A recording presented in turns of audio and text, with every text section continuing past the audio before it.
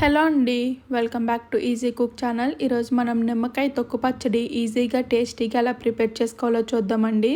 నోటికి ఏమీ తినాలనిపించలేనప్పుడు ఊరబెట్టుకున్న నిమ్మకాయలు ఉంటే ఈ ప్రాసెస్లో ప్రిపేర్ చేసి చూడండి. క్విక్గా అయిపోతుంది, టేస్ట్ కూడా చాలా బాగుంటుంది, పుల్ల పుల్లగా కారం కారంగా. ఇది ఈజీగా టేస్టీగా తక్కువ నూనెతో ఎక్కువ రోజులు నిల్వ ఉండేలా అలా ప్రిపేర్ చేసుకోవాలి. ఇప్పుడు ఈ వీడియోలో చూసేద్దాం రండి. నేను ఇక్కడ ఈ పచ్చడి కోసం 15 నుంచి 20 వరకు నిమ్మకాయలు తీసుకుంటున్నానండి. నేను ఇక్కడ ఈ పచ్చడికి 15 నుంచి 20కి తగ్గట్టుగా క్వాంటిటీస్ చెప్తున్నాను. ఒకవేళ మీ దగ్గర ఎప్పుడైనా నిమ్మకాయలు ఎక్కువ ఉండి పాడైపోతున్నాయి అంటే కనుక ఇలా ఉప్పు వేసి ఊరబెట్టుకోండి. పాడవకుండా 6 నెలలైనా బాగుంటాయి. ఇలా ఈ నిమ్మకాయలకి 15 గ్రాముల వరకు నేను ఉప్పుని యాడ్ చేసుకుంటున్నాను. నేను ఇక్కడ సాల్ట్ని యాడ్ చేస్తున్నానండి. మీ దగ్గర కల్లు ఉప్పు ఉంటే అది కూడా యాడ్ చేసుకోవచ్చు.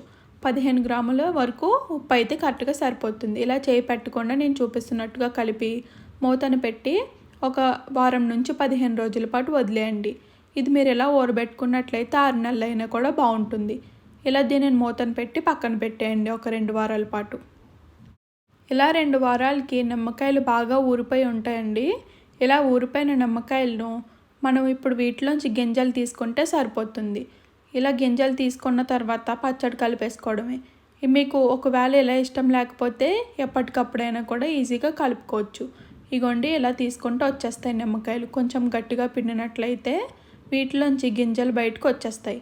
ఇలా గింజలు తీసేసుకొని పక్కన పెట్టుకోండి. నేను చూపిస్తున్న ప్రాసెస్లో ఇలాగే అన్ని నిమ్మకాయల్లోంచి గింజలు తీసేసుకోండి. ఇలా ఈ విధంగా మొత్తం నిమ్మకాయలన్నింటినీ గింజలు తీసేసుకొని ఉత్తి నిమ్మకాయలు మాత్రం తీసుకొని పక్కన పెట్టుకోండి. ఇప్పుడు ఈ నిమ్మకాయలని నేను మీకు చూపిస్తున్నట్టుగా ఇలా చిన్న ముక్కలుగా తుంచుకోండి. ఈజీగానే తుంచిపోతాయండి. ఎలాగో నానబెట్టి ఉంటాయి కాబట్టి ఈజీగానే చిన్న ముక్కలుగా అయిపోతాయి. ఒకవేళ మీకు ఈ ప్రాసెస్ కష్టం అనిపిస్తే మిక్సీలో వేసుకొని కోర్స్గా గ్రైండ్ చేసుకోండి. కానీ ఇలా చేసుకున్నవి టేస్ట్ బాగుంటుంది. మిక్సీలో వేస్తే కనుక బాగా పేస్ట్లు అయిపోతుంది, టేస్ట్ అంత బాగోదు. ఇలా నేను మీకు చూపిస్తున్నట్టుగా ఇలా ప్రిపేర్ చేసేసుకొని మిశ్రమాన్ని అంతటిని పక్కన పెట్టుకోండి. ఇప్పుడు దీంట్లోకి కారం కలుపుకుందామండి. నేను ఇక్కడ ఒక 100 గ్రాముల వరకు కారాన్ని తీసుకున్నాను. ఈ నిమ్మకాయలకి ఇంత క్వాంటిటీ అయితే కారం కరెక్ట్గా సరిపోతుంది. ఇప్పుడు ఈ కారం అంతా నిమ్మకాయలకి బాగా పట్టేలా బాగా కలుపుకోండి. ఈ విధంగా అంతా బాగా కలిసిన తర్వాత పక్కన పెట్టుకోండి. ఇప్పుడు మనం ఈ పచ్చడిలోకి కావాల్సినట్టుగా తాలింపుని ప్రిపేర్ చేసుకుందాం. ఈలోపు ఈ పచ్చడిని పక్కన పెట్టుకోండి. ఇప్పుడు స్టవ్ పైన ఒక బాండీ పెట్టుకొని ఒక 100 గ్రాముల వరకు నూనెని యాడ్ చేసుకోండి.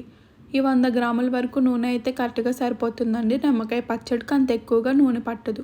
నూనె కొద్దిగా హీట్ అయిన తర్వాత ఒక 1/2 టీ స్పూన్ వరకు మెంతులు, 1 టీ స్పూన్ వరకు ఆవాలు ఫ్రై అయిన తర్వాత 10 నుంచి 15 వరకు ఎల్లుల్లిని కూడా ఇలా తొక్క తీసుకొని యాడ్ చేసుకోండి. అలాగే 4 నుంచి 5 వరకు ఎండుమిర్చి, కొద్దిగా కరివేపాకును కూడా యాడ్ చేసుకొని బాగా ఫ్రై చేసుకోండి.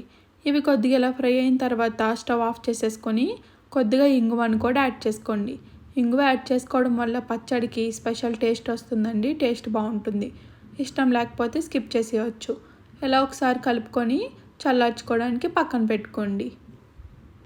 ఈ తాలింపు కొద్దిగా చల్లారిన తర్వాత మనం ముందుగా కలిపి పెట్టుకున్న నిమ్మకాయ తొక్కులోకి ఈ తాలింపుని నూనె మొత్తం యాడ్ చేసేయడమే.